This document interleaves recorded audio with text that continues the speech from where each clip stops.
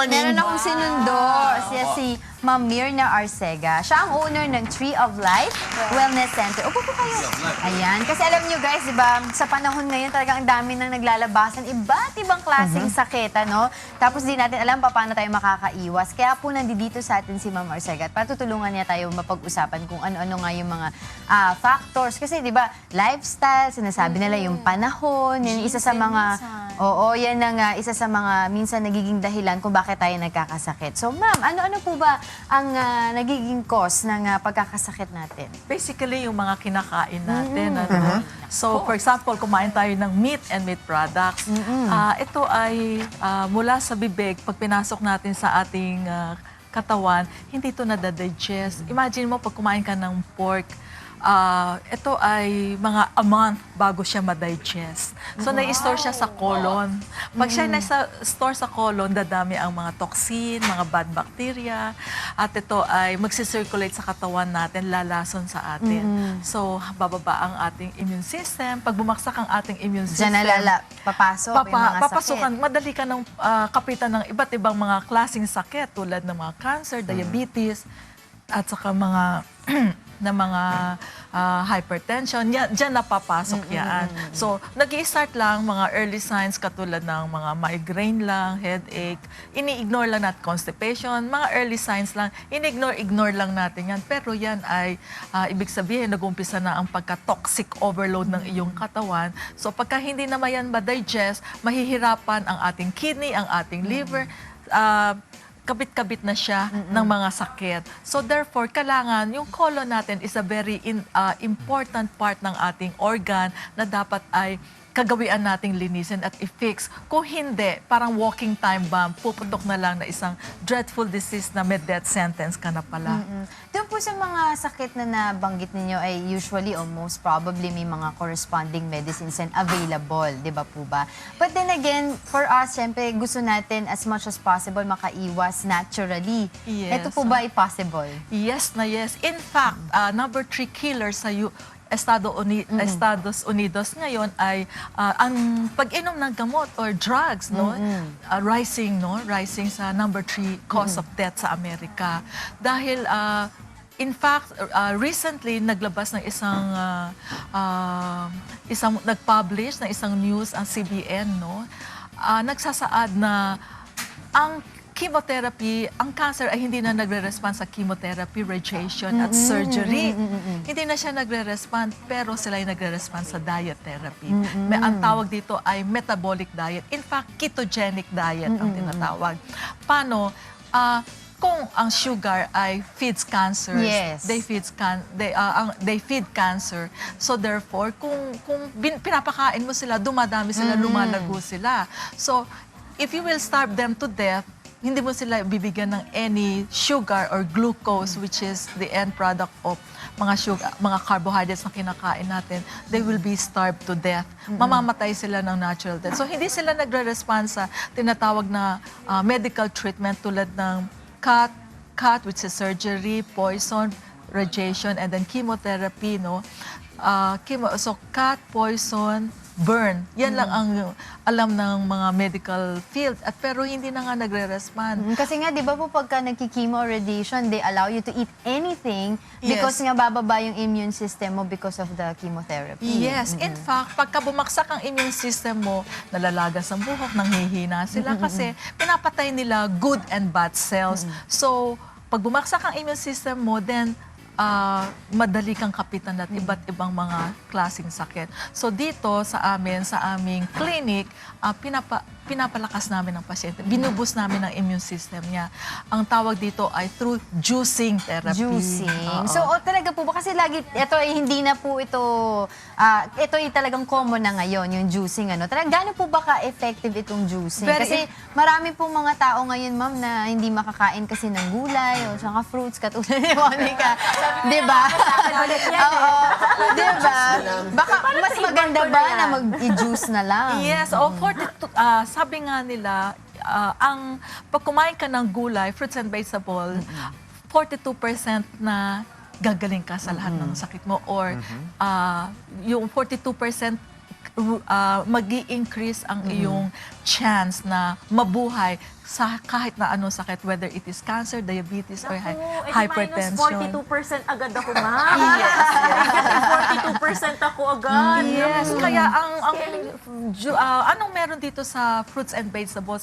The fruits, they are cleanser. Vegetables, they are healer, nourisher, regenerator, so builder. So nire-repair na nila ang damaged cells. Yan ang meron tayo sa fruits and vegetables. Ang vegetables, sila ay high in fiber, walis ng katawan, winawalis nila lahat ng mga toxin, tinatanggal nila. So, kung ikaw ay kumain ng meat, isang buwan bago maidadigest o mailalabas, ito within 2 to 4 hours, ilalabas mo na because high fiber, winawalis niya lahat ng toxin. So, pag tinanggal ang toxin sa katawan, definitely, wala nang magpo-poison sa iyong katawan para ibaksak ang iyong immune system, which is very, very important. So, anong meron sa vegetables? They are phytochemicals. When you say phytochemicals, maraming tao bumibili ng mahal na mga supplements sa kakamahal. Siguro, not less than 1,000, bibili sila iba't ibang klaseng vitamins sa farms kasi they know na kailangan nila ang different supplements like vitamin A, B, ADEC,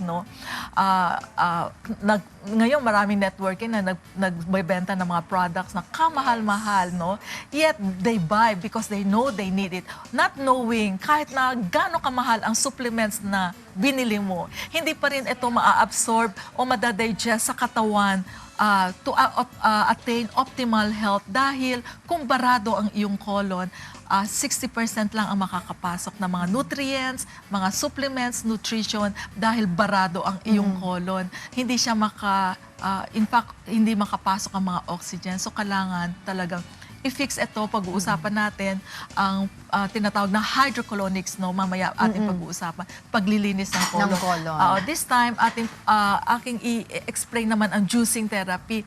Sa aming klinika, pinapainom namin ng pasyente, ito ay i-juice or i-blend fruits and vegetables together. Kasi anong meron dito? Phytochemicals, punong-puno ng chemicals na nutrients, na minerals, enzymes para magkaroon ng kagalingan ang pasyente. Nagre-repair, nagre-regenerate, nag-nourish ng cells natin. Yan ang meron tayo, nag-i-increase ng immune system. So therefore, ang isang pasyente, pagka pinakain namin ng juicing therapy, every hour, nourish talaga, andun lahat ng nutrients na matatanggap nila, lahat ng minerals, vitamins, enzymes na makukuha nila, madiderive nila sa fruits and vegetables ay ma-absorb ng katawan. So within 10 days, ang pasyente namin, mga may cancer, nalilinis ang colon, napapakain, nanonourish ang cells, within 10 days, nagkakaroon ng kagalingan. Lahat po ng mga nutrients na nabanggit niyo po na manggagaling sa fruits and vegetables, also talagang ay magbe-benefit yung pasyente, provided po yung source ng gulay niyo po ay hindi yung sa mga kumakalat ng mga artificially grown na vegetables. Kayo po ba ay very particular where you get your source of vegetables and fruits? Ngayon nauuso na yung tinatawag na organic. At saka natural. Natural, di ba? Kasi siguro i-explain ko further. When you say organic, tinatawag, ito ang dapat natin maintindihan, whole food, they come from plant-based, Plant-based yung kinuha mo sa ground, unprocessed, Unprocessed at hindi mo nilagyan ng any preservatives, wala siyang mga, hindi pa siya nilagyan ng salt, hindi pa siya nilagyan ng mga, hindi pa siya na-process. That is whole food. So when you say organic, sinasabi nila walang, yung pag-grow doon or nung plants na yung mga plants, fruits and vegetables na yun, ay no chemicals, no pesticides.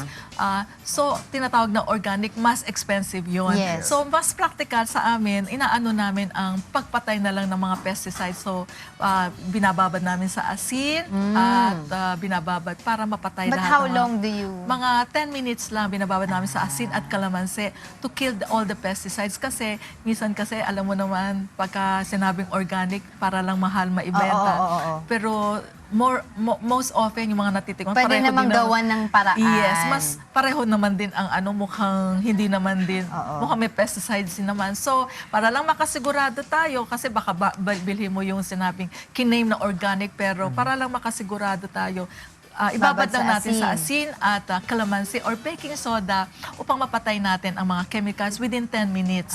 Okay. So let's go back to the juicing process niyo po. Ilang days po ba dapat nagju-juicing? Kasi may mga naririnig tayo, nababasa, na iba, di ba, minsan sabihin nila quarterly or iba naman ginagawa nila monthly. Ilan po bang beses na dapat ba talaga mag-juicing? Ang juicing ay talagang nagiging part of life natin. Katulad yan, yung isang blender at isang juicer, magiging parte ng ating kitchen, king and queen of ng ating kitchen dapat yan at gawing kagawian yan.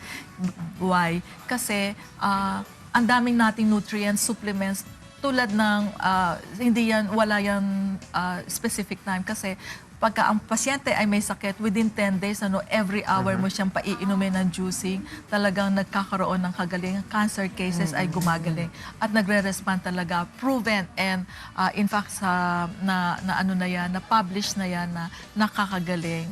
No? So, ang question dito, bakit? In spite of the fact na alam natin na kung ang fruits and vegetables ay nakakaprolong ng life, puro prescription drugs pa rin at ipinipilit ang mga gamot, no, na ang daming side effects at hindi naman sila nakakaprolong ng life, they shorten your life, no? But in spite of that, yun pa rin ang gustong i-prescribe, no? However, sa juicing therapy na to, within 10 days, kung ikaw ay magkakaroon ng kagalingan, katulad ko, ako ay diabetic, no? Umiinom ako self-medicate ako dahil nurse ako, iniinom ko lang yun. Pataas ang blood sugar ko, pataas ang cholesterol, triglyceride ko. Gumagastos ako ng 2,500 a month, yet hindi bumababa ang blood sugar ko. Nung ako ay nag-juicing therapy, no, nag-respond ako with days lang. Pero minantain ko na. Hindi ako bumababa ng 4 glasses of my juice, no? Composed of 5 greens, green ampalaya, green pepper, green apple, cucumbers, and then green pepper. So yan ay aking nakagawian na at hindi mo na yan matatanggal. At nakagawian ko na rin ang mag-hydrocolonics, paglilinis ng colon, upang kung may nakain man ako paminsan-minsan, natatempt ka na dapat kasi whole food unprocessed ang kakainin natin. Minsan natatempt din ako sa mga handaan, at least nalilinis ko ang colon ko, natatanggal ang mga toxin, mga bad bacteria ay natatanggal upang sa ganun maging healthy ka, maprolong ang life mo. So kung gaano tayo maglinis sa ating panglabas na anyo, ganun din dapat ang paglilinis natin inside, ano? Yes, pagka tinanggal ang dumi, ang garbage sa iyong colon, huwag ka nang magsusubo ng dumi or garbage, ano? So pagka nilabas ang garbage, iwasan mo na. Kaya juicing therapy or whole food, which is composed of unprocessed, unrefined na mga pagkain, yan ang dapat no meat, no milk, no cheese, and cheese product. Kung tayo, no animal protein. So, kung tayo ay makakasunod dito, magiging healthy tayo, maprolong ang ating buhay. At the end of the day, ma'am, no, kasi ang daming iba, gusto nila talagang instant yung result, kaya bibili na lang sila ng gamot. But then again, back to basics, ang importante lang, eat the right food, di ba? Kind of food, healthy. Yes. Mag-exercise regularly Yes. para maging healthy and naturally fit tayo. Yes. Di ba? Tama po ba yun? Yes, For oo. those who want to contact you, ma'am, dun po sa inyong Tree of Life Wellness Center, paano po nila kayo makontak? Okay, kung kayo ay napapalooban at iba't ibang mga sakit at gusto nyong gumaling in a natural way, nandito kami para tulungan kayo, linisin ang colon at bigyan kayo ng mga counseling, nutritional counseling on juicing therapy. Kami ay matatawagan nyo sa 776-3742 and 44 or cellphone number 0917-866-1098.